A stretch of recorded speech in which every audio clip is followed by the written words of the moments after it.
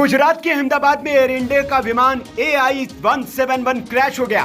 विमान में मौजूद सारे यात्रियों की मौत की खबर है, लेकिन एक चमत्कार हो गया। जी हाँ, ये शख्स को आपको नजर आ रहा है, ये इस विमान में से जिंदा बचकर आया है। जी हाँ, इस शख्स का नाम रमेश कुमार विश्वास बताया जा रहा है। ये 11A नंबर की सीट पर बैठा हुआ था, लेकिन ये इस भयानक और डरावने हादसे में से जिंदा बचकर आया है और इसने ये साबित कर दिया है कि जाके राखो साइयां मार सके ना कोई। इतने भयावह हादसे के बाद भी ये शख्स जिंदा बचकर आया है और खुद चलकर, इसे न तो एम्बुलेंस की जरूरत पड़ रही है न किसी व्हीलचेयर की, खुद चलते हुए ये एम्बुलेंस की तरफ पहुंच रहा है। अभी नागरिक उड्डयन मंत्री ने भी इस बात की जानकारी दी है कि एक यात्री इस हादसे में सकुशल बचा है और उसका अस्पताल में इलाज जारी है। यात्री का नाम रमेश कुमार विश्वास बताया जा रहा है, जो कि 11A नंबर की सीट पर बैठा हुआ था।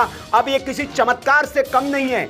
जो विमान आग का गोला बन गया था, शोला बन गया था और जिसमें सारे यात्री मौत के मुंह में समा गए, उसमें से यह अकेला यात्री कैसे बचकर निकला है, यह किसी चमत्कार से कम नहीं है। यह ईश्वर का बहुत बड़ा चमत्कार है और यह शख्स अब खुद बता रहा है कि कैसे टेक ऑफ के 30 सेकंड के भीतर ही प्लेन जो है हवा में फट गया, बम की तरह फट गया और उसके बाद यह बड़ा हादसा हुआ। सुनिए इसे। क्या भैया बता पैसेंजर अंदर से